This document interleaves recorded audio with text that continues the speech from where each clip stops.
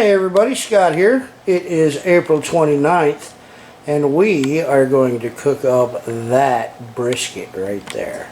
Still have to trim it up. I just wanted to show you the brisket before I trimmed it. Let you know what we're doing today. Again, it's about 10 o'clock in the morning. It is April 29th and we are going to cook up a brisket. All we're going to use is salt, pepper, onion, and garlic powder. Alright everybody, there's my beef brisket after I've gone ahead and trimmed some of it up. Let's go ahead and zoom on in there. Not the best trimmer in the world. I'm not a butcher. Got about a pound of fat off of the thing though. You gotta trim these up. They're full of fat, but fat is flavor, so you definitely want to have it with fat. You just want to pull all that hard stuff off and the silver skin. Alright, at this point, I'm going to leave you on here. And we are going to go ahead and season our brisket. We're going to do this in layers. Always start with salt. Generously salt your beef. This is a big, thick piece of beef, and it's going to be cooking for roughly 12 hours. It's not going to be done until 10 o'clock tonight. So we'll go ahead and do it. I'm not planning on eating this until tomorrow. Making it for sandwiches, making it for my wife. I love brisket. Brisket's just an incredible piece of meat. Anyway, sea salt. Use your sea salt in a grinder. Generously salted. Now I learned the hard way, trying to learn how to cook these things. Salt, pepper, onion, and vinegar. That's all you want to do. You don't want to try to get fancy. You don't want to try to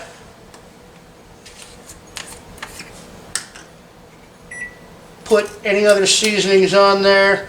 I know it's barbecue, but we're doing this for the smoke flavor, not a tangy red sauce. I know everybody loves it, so please feel free to do that if you want. But trust me on this, you're not going to want to put it on until after it's cooked. The salt and the pepper, the garlic, and the onion make it taste wonderful. A little bit generous with the pepper. Gonna make a nice crust.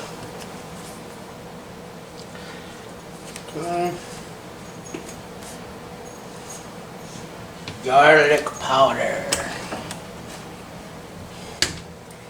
Almost out of garlic powder. Gotta get some more.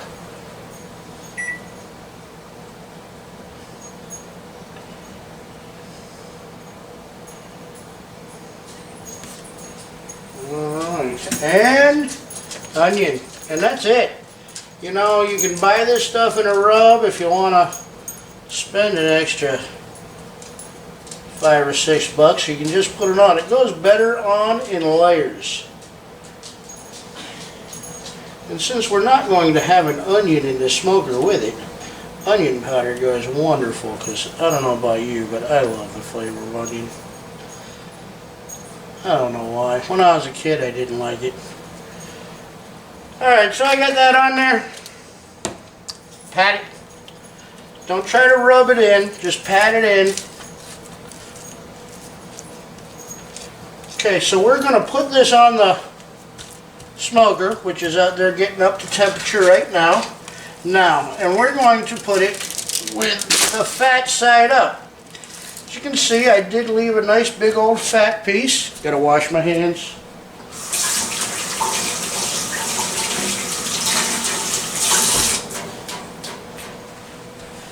The fat top, or whatever they call it. I'm not a professional barbecuer, nor am I from Texas, where they specialize in all this stuff. I'm from New England, and I grew up in an Italian family, so I specialize in spaghetti and pizza. And of course, it made me blow up to 300 pounds. Currently, I'm down to 226 is what it said last night after eating and everything on the scale. Yeah, I know I shouldn't have got on there, but I did. So ultimately down from 300 to 296. I'm proud, or to 226. I'm pretty proud of that fact there. And I'm doing it by barbecuing and stuff, guys. I'm doing a carnivore diet. I mean, I enjoy it, and you've got to pick a diet that you enjoy, because you're not going to be able to stick to it. So veggies are great. I'm not a vegetarian though. I tried doing vegetarian meals. It did not work for me. This, however, I have been able to stick to since October. I mean, who doesn't like barbecue? Come on now. Just got to have a little patience. Plus, as you can see, I'm cooking. I'm putting stuff on here. I'm not stuffing things in my mouth. So, that's a plus. Charlie, what are you doing out there?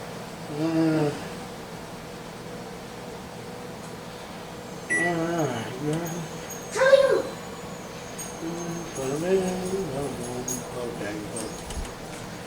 And then we've got this. As you can hear, my dog's getting in trouble.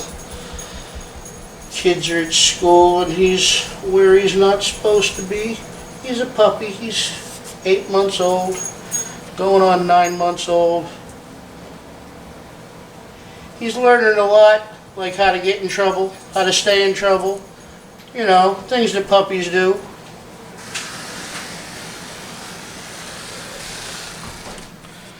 Alright. Pat that in. Hey. No. Generously seasoned. There we go. Now, I didn't get the sides, and I'm going to rectify that right now. However, of course, I've got to wash my hands again. Hey. Never. Charlie, come. Charlie, come. Hold on a minute. I gotta go get the dog. Hey. Wait. Alright, sorry about that, everybody. Charlie's a puppy. Like I said, he's 8 months old. Got the kids in school, and he was causing trouble. So, the sides. See how I wasn't able to get the side? Because, you know, it's up on the side. As you can see, it's kind of bare. So, we're going to cheat. Make sure we're still in the camera. Sorry about that. And we're just going to pick it up. And we're going to rub all this excess that's all over the cutting boards, all over it. And if that don't work, just have to wash all this stuff off. Like I said, guys, you're not going to be able to over-season your meat with salt and pepper. It'll just continue to add flavor, so please add it. You're going to wish you did if you didn't. Okay, so that kind of fell on the side. Just pick it up. Put it all on there. Put that over there. Make sure we're good. Alright, now we're going to walk out to the smoker. I will catch up with you in just a few minutes. Alright guys, as you can see, we're outside. I do have the brisket on the smoker right now. Let's go ahead and zoom in. I put it fat side up so that all that juicy, delicious fat can drip down in through the meat. Like I said, brisket, guys, takes a long time to cook. You want to cook it low, you want to cook it slow. I don't care if you're cooking it in an oven. I know everybody in Texas is just going to freak that I said that. You don't need a smoker to cook brisket. It tastes better because the smoke adds all kinds of flavor to it, but you don't need it. Okay? What you do need is lots of salt, sea salt, coarse ground pepper. Sprinkle those two generously over the top of it, and if you don't like garlic and onion, you can just leave it at that. Salt and pepper is the key. I like garlic and onion, so I add garlic and onion to it, and now I'm going to cook it for 12 hours. I do have the probe in there, the heat temperature probe, so that I could tell what temperature it's at. because when it gets to about 150, 160, it's going to stall, meaning that everything is going to catch. You know, I don't really know what stall means. It's just going to take a little while to bump past that. So what we're going to do is we're going to pull it out of there, and we're going to wrap it at that time. Now all I got to do is prepare a sprayer with some beef broth. All right, you guys have a great one, and I will be back later tonight. All right, for some reason my grandson refuses to lift the camera up, so I have to stand here in a lightning bolt while I'm cooking brisket. There you go. But anyway, come on, pan up. All right, anyway, we're going to, we've had the brisket in for about an hour, so I'm going to add a little bit more water to my pan, keep it nice and moist. I'm going to open this up, do a little bit of looking. I'm cooking it at 250. The internal temperature of the meat currently is 89 degrees. It's been on for about an hour. I'm going to give it a little spray, a little inspection, and let's take a look at what we've got.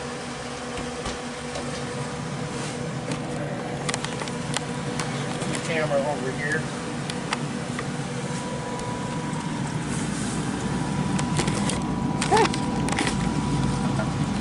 So we're adding water, keeping water in the tray.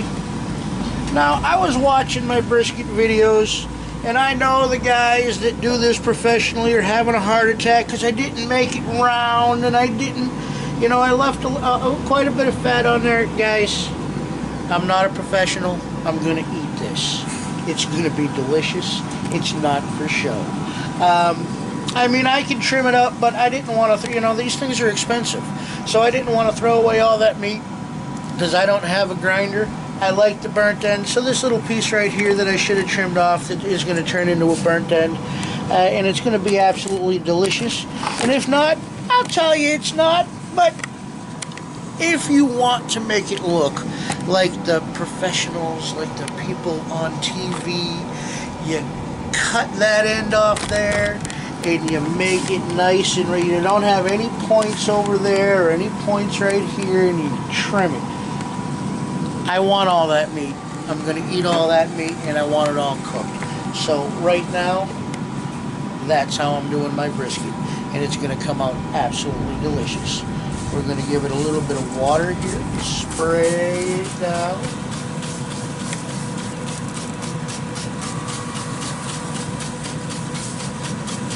Just water, that's it.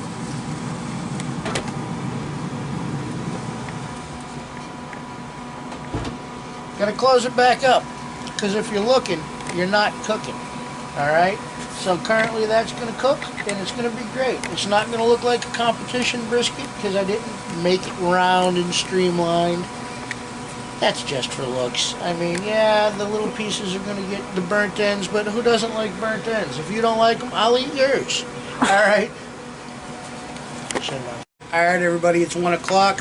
We put the brisket on at about 10:15, 10:30-ish. So what we're going to do right now, instead of going with water, we're going to go ahead and do a little bit of a mop sauce. I don't have a mop, I've just got my brush. I just melted butter, and I fried up some garlic and a little bit more onion, and we're going to go ahead and pop this open and take a look at how our brisket's doing. Go ahead and take a look at that. That's what she is looking like after a little over, almost 3 hours. So we're just going to get her nice. Now, this also is going to help my grandson's culinary class. School isn't even having school today. They sent them all a letter, said, nope, we're not doing anything today, no Zoom meeting, no nothing, so we're cooking brisket, and my grandson is learning how to do that here. Probably do a little bit better for him anyway. Alright, so as you can see, I went ahead and I mopped. Put some garlic on here, some butter.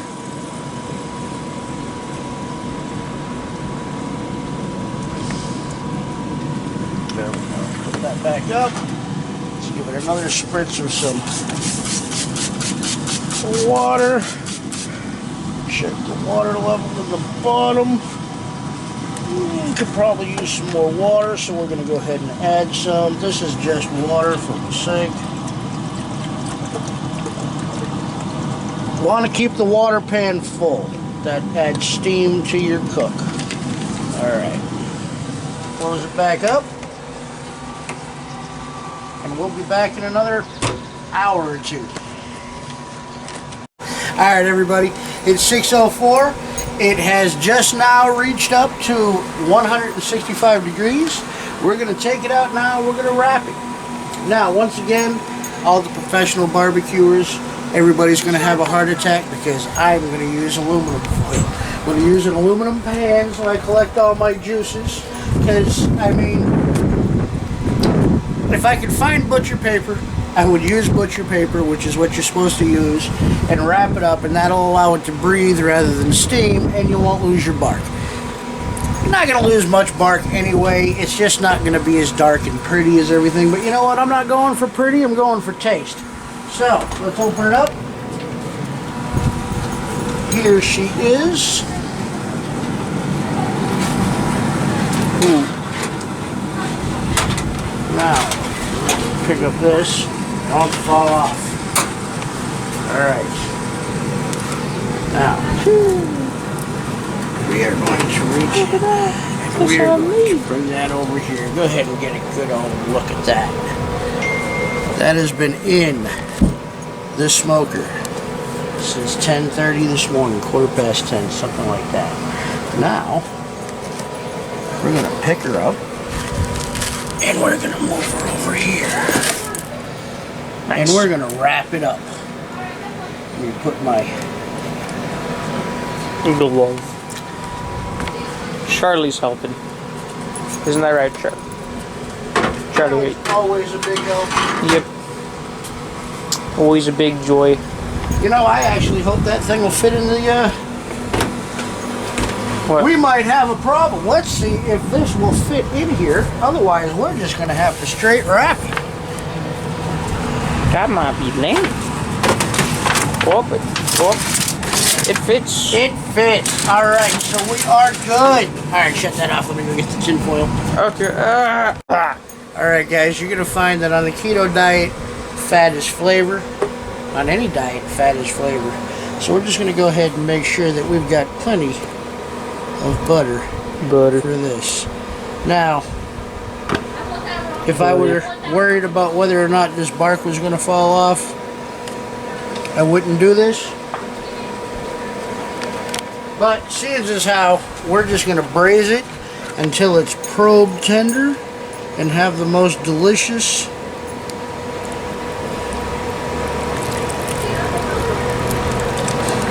brisket ever. There we go. Look at that brisket. That's a brisket. That came off of a living animal. Yummy. You got the other side, Pop. I will get the whole thing. Come on, Pop. You gotta do this.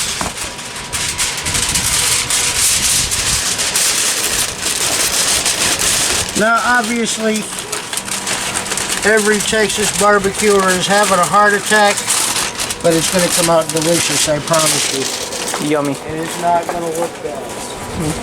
Not gonna look bad. Now, it's already absorbed all the smoke flavor. It's going to absorb it. Your meat's going to stop absorbing smoke flavor roughly at about 145, 150. 145. So right now we're going to go all the way up to probe tender. Probe 10. Which is about? Which is about? 200 degrees.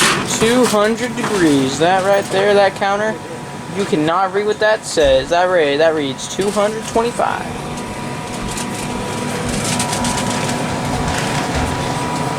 So, Poppy. Alright. Alright, we'll be back in about 4 hours. Yeah. Look at it jiggle. That's a sure sign that it's done. Alright, so what we're going to do is we're going to separate the flat, which is this part, from the point, which is this part. Just gonna come right here and just slice right between the two. Oh, it just goes through just like butter.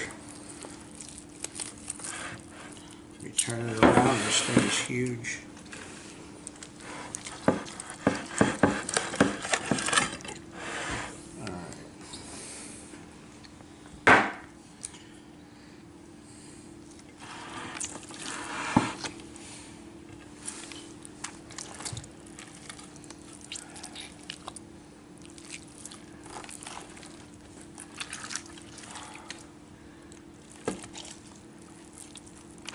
Those are sounds.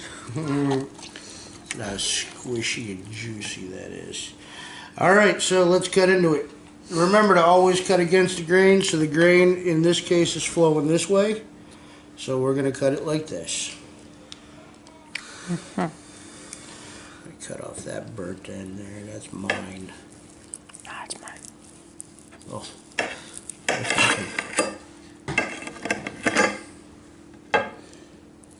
We know it's not mine.